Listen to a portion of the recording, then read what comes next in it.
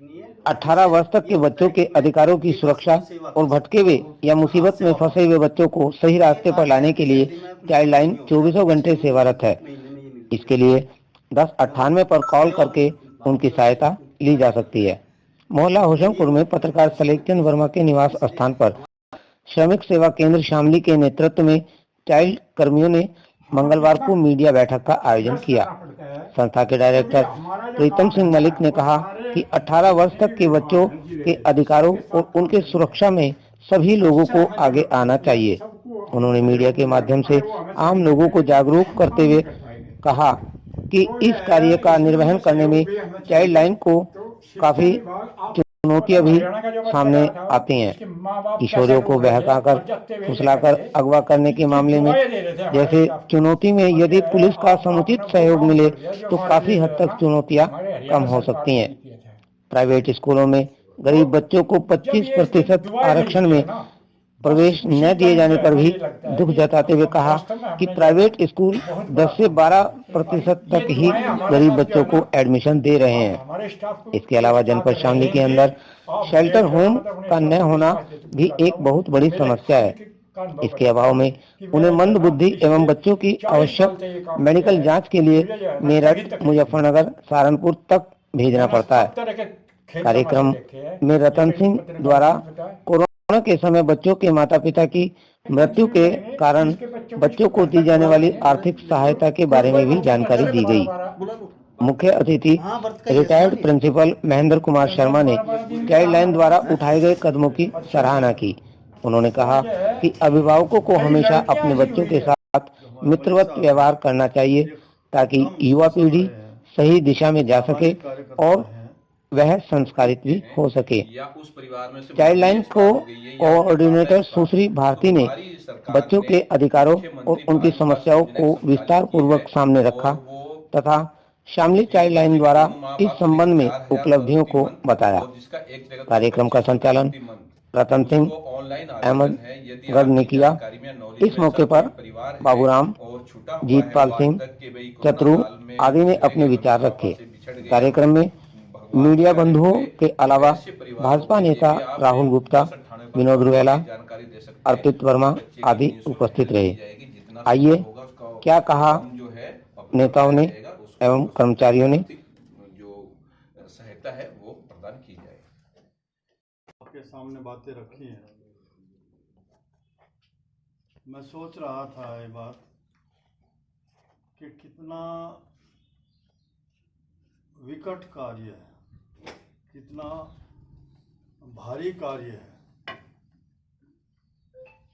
0 से 18 साल तक के बच्चों की देखरेख का उनका दायित्व, किन किन परिस्थितियों से वो गुजर रहे हैं, उन सब चीज़ों को फेस करना ये चाइल्ड लाइन का प्रोजेक्ट है। और सैलरी बहुत थोड़ी।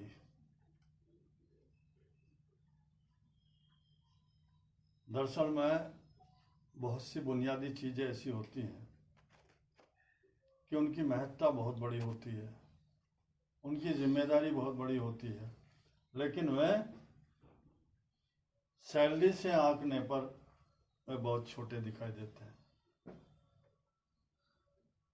सैलरी बड़ी हो तो अधिकारी कहलाने लगता है, सैलरी छोटी हो तो मजदूर कह लिया जाता है।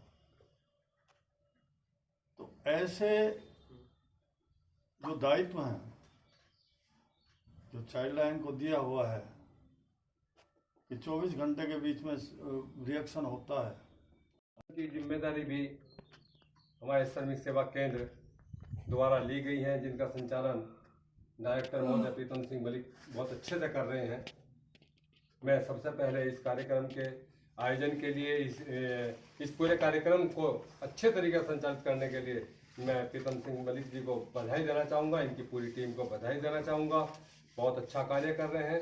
और रही बात बच्चों के उनकी देखभाल की, देखिए वैसे सभी की जिम्मेदारी होती है समाज में कि बच्चों का देखभाल तो हमें करनी है, हमारी नैतिक जिम्मेदारी है। मगर उसके बावजूद भी जो सरकारी कार्यक्रम है और इस के माध्यम से, संस्था के माध्यम से संचालित किया जा रहा है, कि हम सभी का, जैसा अभी गुरुजी ने बताया, हम सभी का भी दायित्व है, हम सभी की भी जिम्मेदारी है इस कार्यक्रम में हम अपने तरीके से सहयोग करें। लेकिन जिस तरह से बच्चों की देखरेख 0 से 18 वर्ष तक के बच्चे, कानून में भी समाज में भी हर तरीके से बताया कि में अबोध होते हैं, उन्हें कोई ज्ञान नहीं होता, तो ऐसी स्थिति में मैं कभी कभी खुद गलत कदम उठा देते हैं या फिर कुछ समाज के कुछ लोग उनको गलत राह पर ले जाने का काम करते हैं। कुछ कुल मिला के ये कि ऐसा कोई भी कार्य जिससे बच्चों का भविष्य अंधकार में होता हो, बच्चों का भविष्य खराब होता हो और हम देख रहे हो, तो हमारी सबकी जिम्मेदारी ये बनती है कि हम उसमें अपनी भागीदारिता निभाएं और उसका बच्चे का भविष्य खराब होने से बचाएं। और उसके लिए यदि हम कुछ भी नहीं कर सकते तो कम से कम इतना कर सकते हैं कि आपको दिया हुआ है 1098 नंबर, हम इस पे एक डायल करके अपना एक कॉल लेके 18 वर्ष तक के बच्चों के लिए कार्य करती है। और उसमें कार्य क्या क्या आ जाते हैं, जैसे कि किसी बच्चे का मेडिकल की आवश्यकता है, या किसी बच्चे को शिक्षा से कोई संबंधित कोई समस्या है, या फिर किसी बच्चे का कहीं पर भी किसी स्थान पे कोई शोषण हो रहा है, ये हमारी चाइल्ड लाइन के जो कार्य करने का है, ये इन मुद्दों पर कार्य करती है। इसके साथ साथ चाइल्ड लाइन जो मुख्यतः कार्य करती है वो करती है बाल उत्पीड़न पर, बाल विवाह पर, बाल मजदूरी पर, साथ ही चाइल्ड ट्रैफिकिंग जैसे मुद्दों पर भी चाइल्ड लाइन टीम कार्य करती है। ये जो मुद्दे हैं, बाल उत्पीड़न, बाल विवाह, और ये बहुत ही संवेदनशील मामले होते हैं जिनमें चाइल्ड लाइन जो होती है वो मामले के हिसाब से ही उसमें कार्यवाही करती है। और जो चाइल्ड लाइन है वो चाइल्ड लोस्ट पर भी बहुत कार्य करती है। हमारे जिले में लगभग 2018 से चाइल्ड लाइन कार्यरत है, जिसमें हमने अभी तक कम से कम 115 से 120 के लगभग जो बच्चे हैं वो चाइल्ड लाइन में ऐसे आए हुए हैं जो खोए हुए बच्चे थे। अब खोए हुए बच्चों में कुछ बच्चे ऐसे हैं जो तो या तो माता पिता से बिछड़ जाते हैं, और कुछ बच्चे ऐसे होते हैं जो घर से निकल जाते हैं, और साथ ही कुछ बच्चे ऐसे भी होते हैं जो मानसिक रूप से कमजोर होते हैं, और मानसिक रूप से अपने कमजोर होने के कारण वो क्या होते हैं कि घर से निकल जाते हैं और उन्हें पता भी नहीं होता कि वो कहाँ से आए हैं, क्या है, और उनको जाना कहाँ पर है, इन सब के बारे में उन्हें नहीं पता होता। साथ ही इसके साथ साथ कुछ बच्चे हमारी चाइल्ड लाइन में ऐसे भी आते हैं जो सिर्फ ये कह सकते हैं कि 2 दिन का बच्चा मान लीजिए आप, या 1 महीने का, या 1 साल का, या 2 साल का, ऐसे भी बच्चे हैं जो हमारी चाइल्ड लाइन में आए हैं। तो लगभग ऐसे बच्चे जो लॉस्ट चाइल्ड थे वो 115 से 120 के लगभग थे, जिसमें से हमने 100 से भी ज़्यादा बच्चों को उनके माता पिता से पुनः मिलाया। लेकिन जो बच्चे बहुत छोटे थे या फिर जो बच्चे मानसिक रूप से कमज़ोर थे, अपने बारे में कुछ नहीं बता सकते थे या अपने माता पिता के बारे में कुछ नहीं बता पाते थे, ऐसे बच्चे को हमारी टीम या उनकी उम्र के हिसाब से, कुछ बच्चे ऐसे हैं जिनको मेरठ बाल गृह में छोड़ा गया, कुछ ऐसे हैं जिनको रामपुर छोड़ा गया, कुछ ऐसे हैं जिनको हम लखनऊ भी छोड़कर आए हैं। वहाँ पर वो बाल गृह में रह रहे हैं बच्चे। अगर उन बच्चों के माता पिता के बारे में हमें कोई जानकारी मिलती है कुछ दिनों बाद कि हाँ ये बच्चा उनका था, तो हम उनको वो जानकारी दे देते हैं कि आपका बच्चा वहाँ पर बाल गृह में सुरक्षित है। ये तो थी कि चाइल्ड लाइन किन किन मुद्दों पर कार्य करती है। साथ ही मैं आपको बताना चाहूँगी कि चाइल्ड लाइन जो है वो किस तरह से कार्य करती है। चाइल्ड लाइन के पास अगर किसी बच्चे का कोई कॉल आता है और वो अपनी समस्या को दर्ज कराता है, सबसे पहले तो जो कॉलर का नाम होता है वो गुप्त रखा जाता है। हमारी चाइल्ड लाइन में जो भी कॉलर कॉल करता है, अगर वो चाहता है कि उसका नाम किसी के सामने ना आए तो वो नाम नहीं बताया जाता। यहाँ तक कि कई बार जो हमारी सीसी है वो हमें भी नाम नहीं बताती है कॉलर का, क्योंकि जो कॉलर, बहुत से मामले इतने संवेदनशील होते हैं कि जिसमें कॉलर का नाम बताना भी सही नहीं होता। तो इस तरह के कॉल आने के बाद हमारी टीम कॉलर से संपर्क करती है या फिर मामले की जानकारी लेने के बाद उस तक बच्चे तक अपनी पहुंच बनाती है और बच्चे को हर संभव मदद देने की कोशिश करती है। ये तो था चाइल्ड लाइन का परिचय, चाइल्ड लाइन कैसे कार्य करती है। इसी के साथ मैं आप सभी को बताना चाहूँगी कि हमारी जो 1992 में एक यूनाइटेड नेशन कन्वेंशन हुई थी, जिसमें बच्चों के कुछ अधिकार तय किए गए थे। बच्चों के 4 अधिकार निर्धारित किए गए थे, जिसको लेकर इंटरनेशनल लीगल फ्रेमवर्क बनाया गया था, जिसको हमारे भारत द्वारा भी स्वीकार किया। तो जिसमें बच्चों के जो 4 अधिकार थे वो 4 अधिकार थे। पहला अधिकार था जीने का अधिकार, दूसरा था विकास का अधिकार, तीसरा था सुरक्षा का अधिकार और चौथा जो अधिकार था वो था भागीदारी का अधिकार।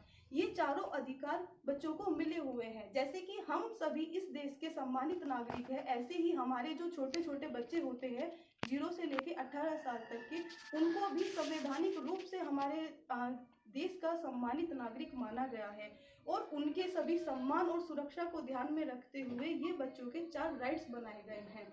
इन राइट्स ये जो 4 राइट्स हैं ये सभी बच्चों को मिलने चाहिए और इन पर हमारी जो चाइल्डलाइन टीम है वो समय समय पर कार्य करती रहती है। अब इन जो राइट्स हैं इनका बच्चों का कोई हनन ना कर सके, इन अधिकारों के हनन को ध्यान में रखते हुए ही इन पर कुछ कानून भी बनाए गए हैं, जिसमें बच्चों से संबंधित सबसे बड़ा जो कानून है वो है हमारा जेजे एक्ट। जेजे एक्ट को 2 भागों में विभाजित किया गया है, जिसका एक भाग है किशोर न्याय 2015 और दूसरा भाग आता है अपचारी बच्चे, जिसमें क्या आते हैं हमारे अपचारी बच्चे।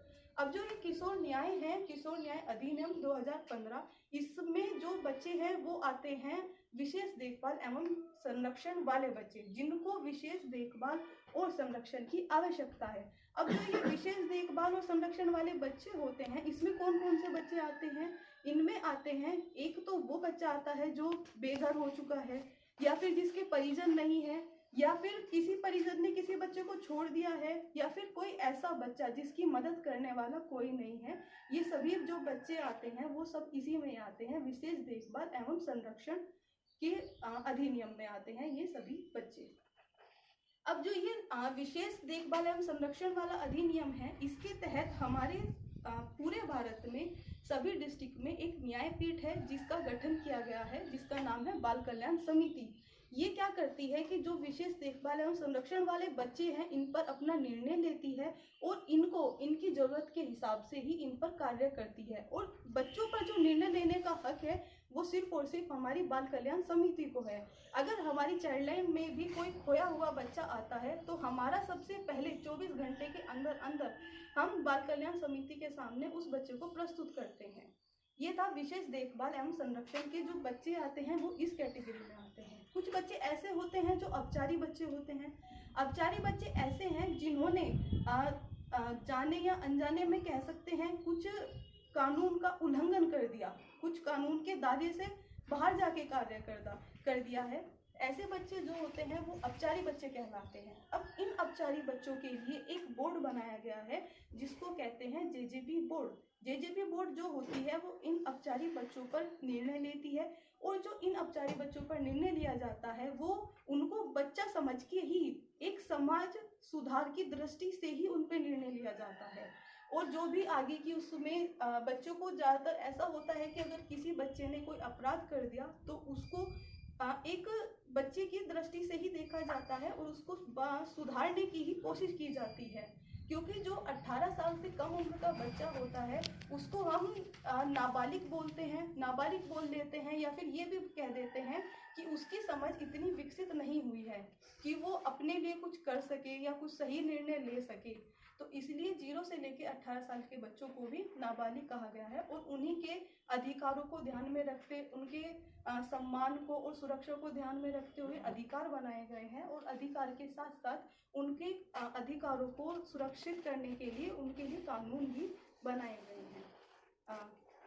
ये थी बच्चों के हैं या उस परिवार में से मम्मी एक्सपायर हो गई है या उनके पापा एक्सपायर, तो हमारी सरकार ने मुख्यमंत्री बाल विकास योजना एक संचालित की है और वो जिस बच्चे के दोनों माँ बाप चले गए 4000 प्रति मंथ और जिसका एक जगह तो 2500 रुपये प्रति मंथ, उसको ऑनलाइन आवेदन है। यदि आपकी जानकारी में नॉलेज में ऐसा कोई परिवार है और छूटा हुआ है, वो आज तक के भाई कोरोना काल में वो चले गए, मम्मी पापा से बिछड़ गए या भगवान को प्यारे हो गए, तो ऐसे परिवारों के लिए भी आप 1098 पर कॉल करके जानकारी दे सकते हैं। उस बच्चे की निःशुल्क हेल्प की जाएगी, जितना संभव होगा उसका फॉर्म जो है अपलोड कराया जाएगा। उसको हो सकता है कि आर्थिक जो सहायता है वो प्रदान की जाए।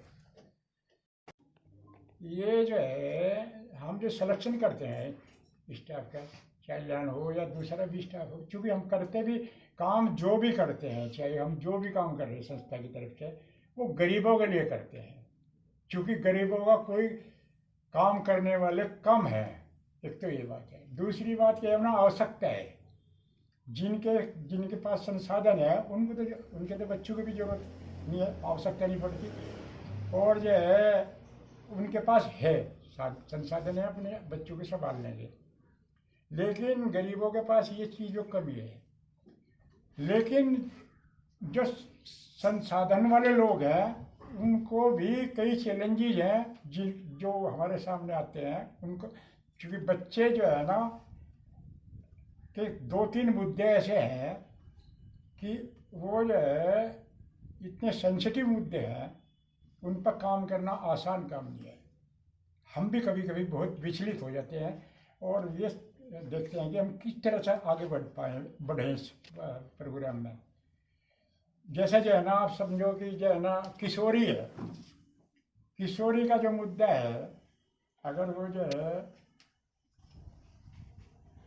शोषण हो रहा किशोरी का, या वो लड़की ही अगर किसी लड़के से मिल जाए और भाग जाए या भागने की तैयारी कर रही हो और वो केस चाइल्ड लाइन में आ जाए, तो उसको संभालना जो है ना आसान काम नहीं है, बहुत मुश्किल काम है। उसमें जो है ना हम बहुत विचलित होते हैं कई बार, और त्वरित कार्रवाई करनी पड़ती है उसमें। अगर रात को भी का केस है तो रात को भी करनी पड़ेगी। अगर हम टाइम से नहीं पहुँचेंगे कुछ भी हो सकता है। वो बच्ची जो है भाग भी सकती है, वो मर भी सकती है, उसके पेरेंट्स को अगर वो हाथ लग जाए तो मार भी सकते हैं। मतलब जो है ना ये इज्जत का मामला है ना एक। तो इस तरीके से काम करता है इसके ऊपर कि अभी एडमिशन होने हैं, फार्म भरे जाने हैं, उनके फार्म भी भरते हैं, हम खुद भरते हैं अपने यहाँ से बुला के, और उनको लेके एडवोकेसी करते हैं, उनकी तकरीर DM तक एडवोकेसी करते हैं उनकी कि जो है ना ये एडमिशन नहीं हो रहा, वहाँ जो है इसमें फार्म भी है भरा है बच्चे का। तो वो एक दो बार तक इनके BSc ऑफिस भी वाले भी जो है ना जो है ये हमें, जब हम वहाँ जाए तो हम अपमानित करते किया उन्होंने, आप क्या एजुकेशन का काम करते हो क्या, आपको क्या जरूरत है इस मामले में, जो है आप जो है हस्तक्षेप कर रहे हो, ये कर रहे हो। तो हम बोले कि देखिए ऐसा है, हम चाइल्ड प्रोटेक्शन का काम करते हैं, एजुकेशन भी प्रोटेक्शन में ही है ये। तो उनके साथ वैसी भी होती है। तो मतलब ये है एजुकेशन वाला मामला भी हमारे से हल नहीं होता इतना, जितना हम हमें 25% क्या, हमारा अगर 15% का भी हमें एडमिशन करा दें तो वो भी बहुत बढ़िया है, लेकिन वो भी इतना भी नहीं हो पाता। हर साल हम ज़्यादा से ज़्यादा 10-12% तक मुश्किल से जाते होंगे बाहर के, 10 तक भी करा होगी चाइल्ड लाइन में। तो बच्ची के साथ स्टाफ जो है ना महिला रहेगा, महिला स्टाफ रहेगा हमारा। और जो है अगर जेंट्स बच्चा है, जेंट्स बच्चा भी 8 साल से बड़ा है तो तब रहेगा जेंट्स स्टाफ, नहीं तो वो उसे भी महिला ही संभालेगी। तो वो जो है उनको अलग पोर्शन होता है बिल्कुल। और जो है ना पत्रकार बंधु, हमारे प्रिय टीम मेंबर्स चाइल्ड लाइन के सभी को जो है ना बहुत बहुत धन्यवाद। आप इस प्रोग्राम में सबको एक साथ बात करने का अवसर